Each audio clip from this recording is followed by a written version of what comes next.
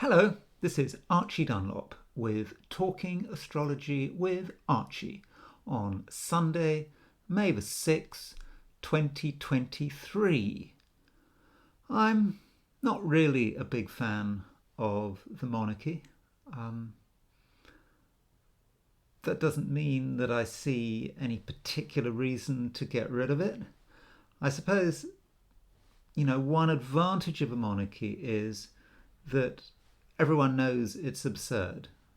Everyone knows that King Charles is not the British head of state on merit. Um, he's not. Okay, he's probably not totally stupid, but he's not. He's not that brilliant. Um, but then, is anyone that brilliant? Um, we think of politicians. We think, oh, well, politicians get elected, so unlike monarchs, they've got some right. But I don't know about that. You know, Politicians are chosen, and we, the people, are given a very small choice. We've got political parties, political machines, they throw up individuals, and we're supposed to vote for what we're told to. Maybe have two choices, three choices, but that's it. At least with the monarchy, we know it's absurd. No one is claiming otherwise. No one is claiming any democratic mandate. So, in that sense, there's possibly some advantage of having a monarch, a King Charles as head of state, rather than someone who is claiming that they have some democratic mandate. Because people that claim that they have a democratic mandate, they can quickly go on power trips. We shouldn't forget Hitler was elected. The Germans elected Hitler. When we think about the Second World War, we shouldn't be thinking, oh, it's the Nazis did this, it's the Nazis did that. No, it's the Germans that did that. The Germans did that. The Germans elected Hitler, and they're responsible for what they got. So King Charles, I'm not a fan, but I don't feel there's any immediate reason to get rid of the monarchy. So what I'm going to do today is look at his horoscope. So let's see. Here we go. I'll just sort this out. That's not his horoscope. So let's go to King Charles. There we have it. He was born on November the 14th, 1948 at 9:14 p.m. So what do we see about his horoscope? Well, he's a Scorpio. He clearly has strong feelings about particular subjects. He is probably in many respects enthralled to his own emotions. Unlike his mother, who was as tough as nails, who kept her feelings to herself, he's not really quite able to do that. That's probably not a good trait in a king. You do need that. You do need that kind of aloofness. Was it the Sex Pistols? What did they say about the Queen? God save the Queen, God save the fascist regime. Something about her not being a human being. Something like that. That was in one of the Sex Pistols lyrics. Because she's supposed to be separate. She's not supposed to be a human being. But here is Prince Charles with his, with his emotions, his human emotions. But we don't really need that from a king. He's supposed to be objective. And we see his sun is opposite his moon. Well, kind of, in terms of signs. He's got sun in Scorpio, moon in Taurus. So he was born in the run-up to a full moon. So you've got a Scorpio side, and then you've got the moon side. moon in Taurus. What does that mean? The moon is actually conjunct the North Node. Um, that's quite good. It shows that he has the capacity to relate to other people. North Node is about relating. Um, the moon is about the people, but it's also in Taurus, perhaps, is about the environment. And Prince Charles, for all his faults, he clearly is concerned about the environment, the earth, what we do with it. And I think that is very commendable. And the fact that the moon is conjunct the North Node is the direction we're going in. Yeah, he's going in the right direction with that moon. He needs to be down to earth, needs to state, I suppose, what he wants in terms of the environment, but not get too emotional. But in a general sense, he does have a good moon. The moon is exalted at 3 degrees Taurus, and his moon is only a couple of degrees off that. So he needs to really get into his moon. He needs to get into the Taurus side of his personality. That means being very down to earth, not being fickle, deciding what he wants, and then just going for it. But also bearing in mind that he is a constitutional monarch. His job is not to shout off his opinions, because really that is a recipe for disaster. So what else is going on? When he was born, there was an exact Jupiter-Uranus opposition. I don't know what that was about. November the 14th, 1948. The few years after the Second World War were a pretty bleak time for Britain. There was still rationing. I mean, some things were rationed after the war that weren't rationed during the war. So it was grim and grey, and I suppose the birth of King Charles was perhaps some little bright spot to make people happy. You feed the masses a royal birth. They love that kind of stuff. Well, maybe not now, but certainly in 1948, it was probably just good news, cheer people up, give the masses something to get excited about. And this Jupiter-Uranus opposition, Ebertin says, I believe, something like "thank the Lord." It's a "thank the Lord" combination. Thank the Lord that Prince Charles has been born. But in terms of how King Charles expresses it, we do have someone who really wants to be free in some ways. Jupiter is about expansion, Uranus is about bursting bounds, and you see the tension there, the tension to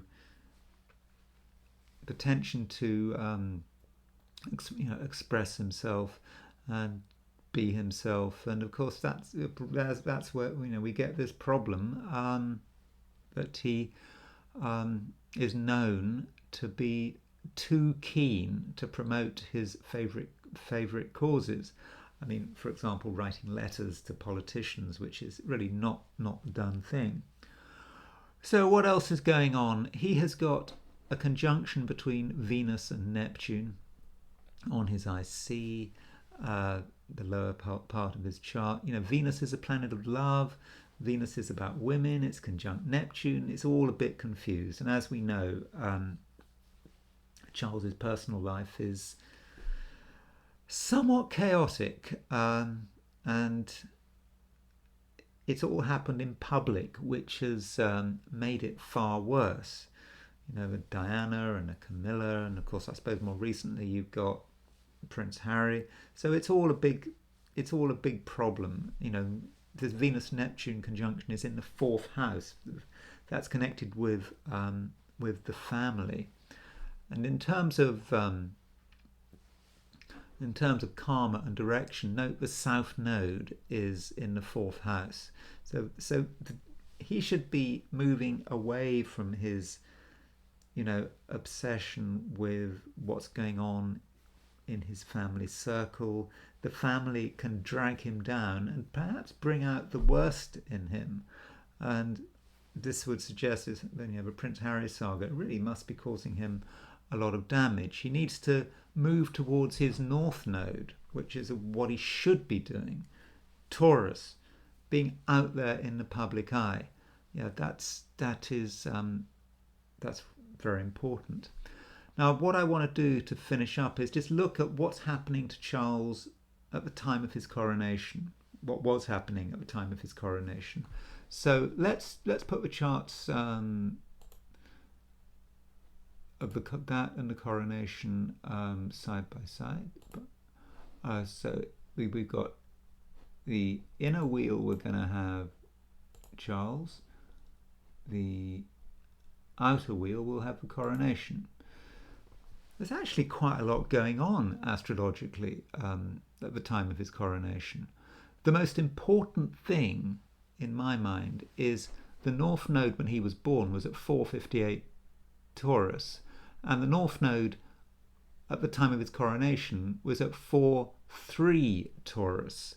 So the North Node, which is kind of a point in the sky, it's not actually a planet, it's where the path of the sun intersects the path of the moon, and you can take that intersection and project it onto the ecliptic and get a degree, sort of project it out into space, and you can get a degree and a minute and a sign for it.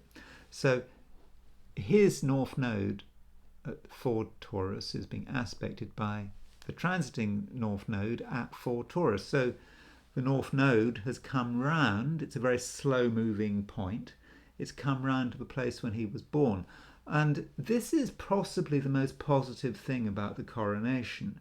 The North Node, where we're supposed to be going, the coronation is what he's supposed to be doing. In a sense, this is his karma. And it's in Taurus.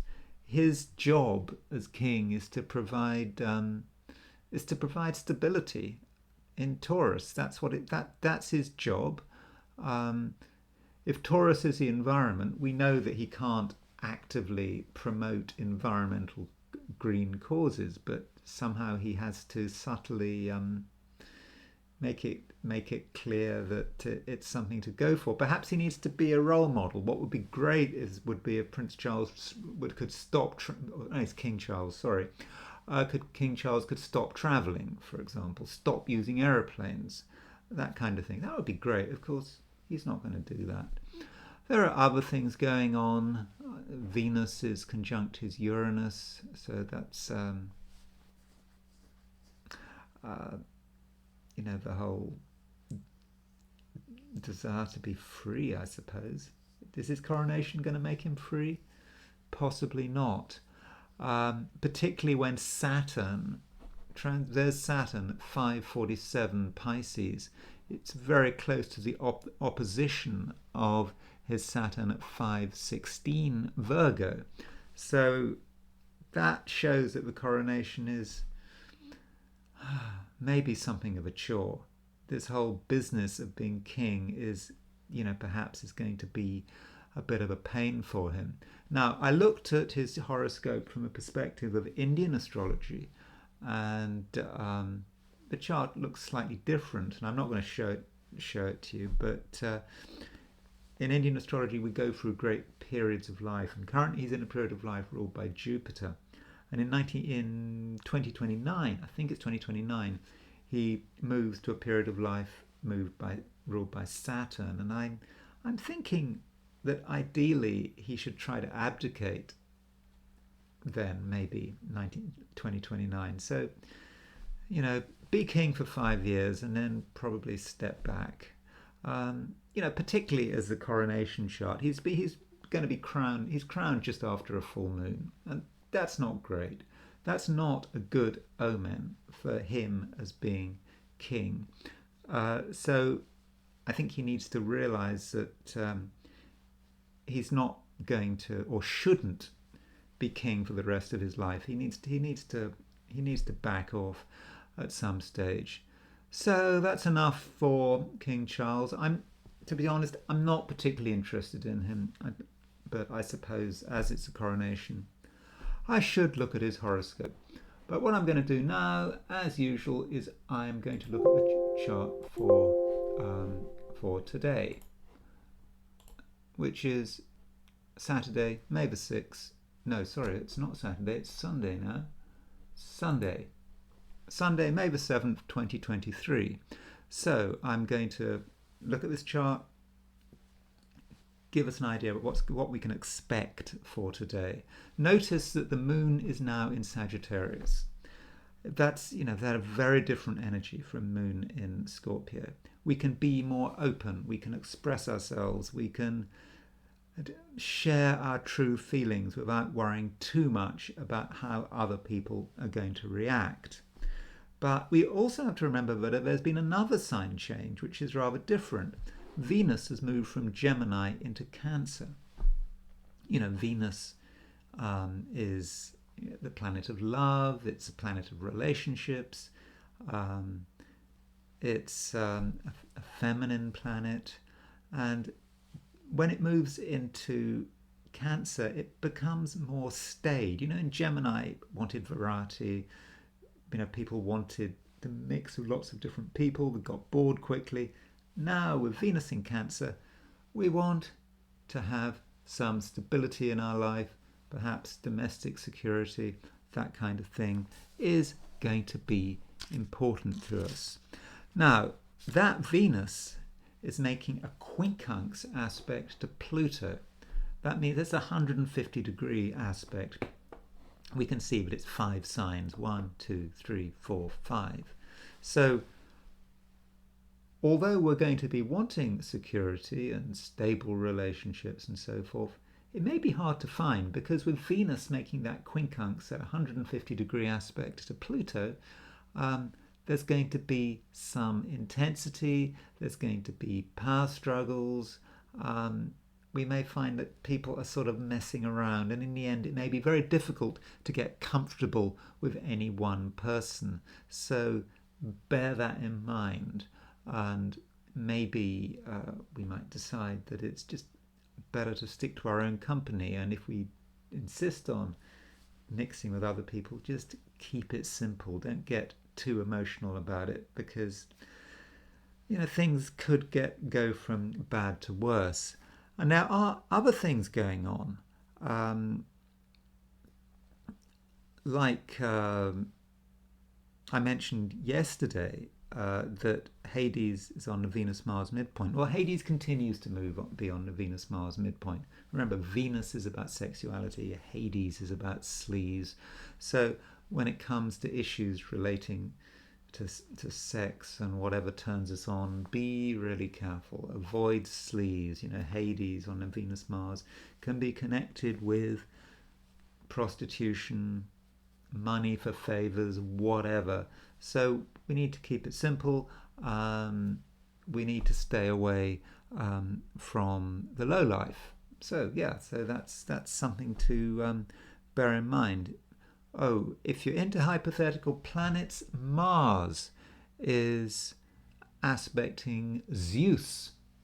Zeus is a planet that's often associated with gunshots, with violent appearances. So there could be a sense of violence today.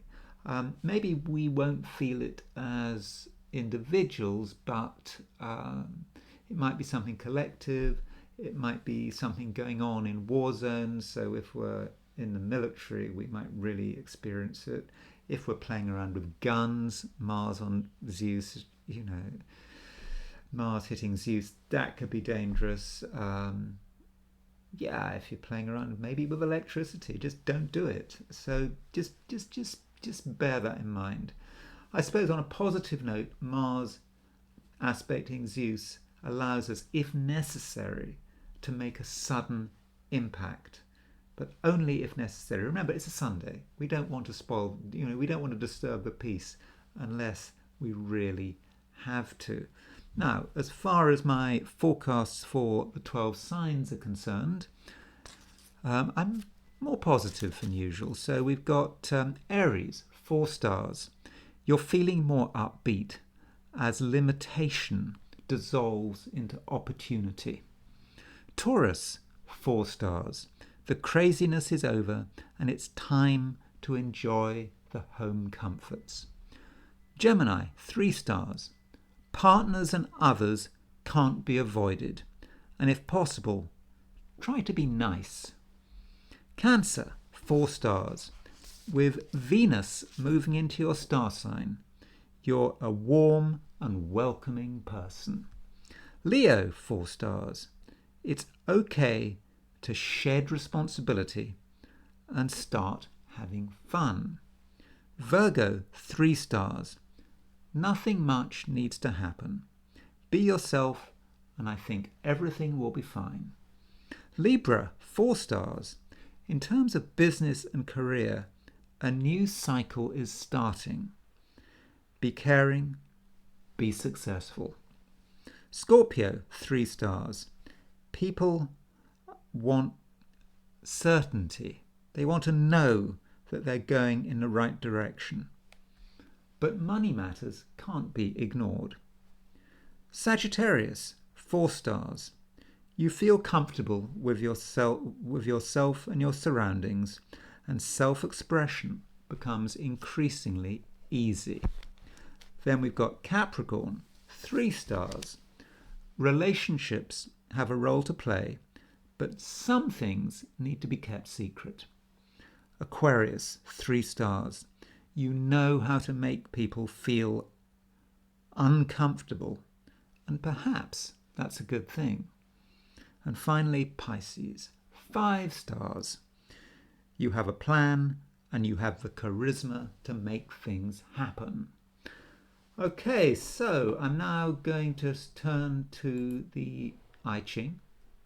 I did an I Ching reading and I got, that is not hexagram 30, that is a typo. It is actually hexagram 23. Hexagram 23 is splitting apart. And it doesn't move. So if you want to think about what hexagram 23 is like, you imagine you've got five broken lines like this: 1, 2, 3, 4, 5. And at the top, you've got an unbroken line. And that indicates rot, decay, moving up the structure until finally it breaks apart the whole thing. And I don't want to worry you about it because it's only for today. It's about perhaps evil spreading through the system, but there's a limit to how far it can go. At some stage, it destroys itself. So in terms of what we do about it, I think it's a time when we need to break free from things in our life that are holding us back, but things in our life that are also evil. You know, I mean, that's a strong word, evil. The things that are to do with disintegration, the things that want to undermine us. Maybe the people that want to undermine us, the people that are jealous of us, the people that don't want us to succeed. You know who they are. And these people, because their basic, their thoughts and their being, at least in reference to ourselves and our situation, is bad. These people do not have the moral integrity to stay the course.